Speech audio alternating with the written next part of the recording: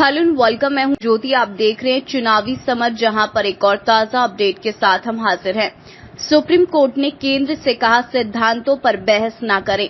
Promotion में आरक्षण पर सुप्रीम कोर्ट ने किया आक्रामक रवैया कायम। जी हां, जैसे कि हम जानते हैं कि सुप्रीम कोर्ट में प्रमोशन में आरक्षण के मुद्दे पर सुनवाई हुई। इस दौरान सुप्रीम कोर्ट ने केंद्र सरकार को एक तरह से फटकार लगाते हुए सख्त आदेश सुनाया।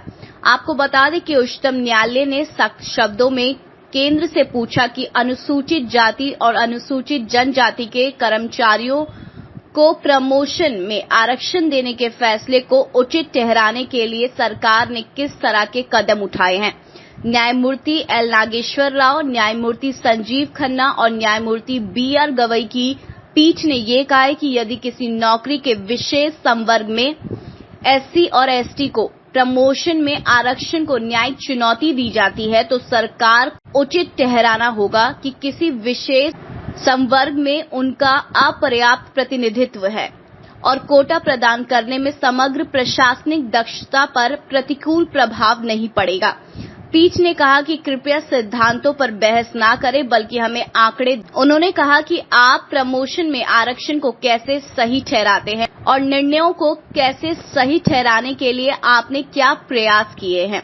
कृपया निर्देश लें और इस बारे में हमें बताएं। वैसे सुनवाई की शुरुआत में केंद्र की ओर से पेश अटॉर्नी जनरल के वेणुगोपाल ने 1992 के इंदिरा साहनी मामले से लेकर 2018 जरनैल सिंह मामले में शीर्ष अदालत के फैसलों का जिक्र किया। गौरतलब है कि मंडल फैसले में प्रमोशन में आरक्षण से इंकार किया गया था। वैसे अटॉर्नी जनरल ने ये कहा कि संविधान के अनुच्छेद 16 में सार्वजनिक रोजगार के मामलों में समानता की आवश्यकता है और यदि केवल योग्यता ही मानदंड है तो सामाजिक रूप से वंचित एससी और एसटी प्रतिस्पर्धा करने में सक्षम नहीं हो सकते हैं। अटॉर्नी जनरल ने यह भी कहा कि 1975 तक 3.5% अनुसूचित जाति और 0.62% अनुसूचित जनजाति सरकारी रोजगार में थे और ये औसत आंकड़ा है। उन्होंने कहा कि अब 2008 में सरकारी रोजगार में एससी और एसटी का आंकड़ा क्रमशः 17.5 और 6.8% हो गया है, जो अभी भी कम है। और इस तरह के कोटे को उचित में आरक्षण को लेकर मोदी सरकार ने सुप्रीम कोर्ट में बड़ा बयान दिया, लेकिन सुप्रीम कोर्ट ने सख्त शब्दों में ये कहा कि सिद्धांतों पर बहस ना करे, बल्कि हमें आंकड़े दिखाएं।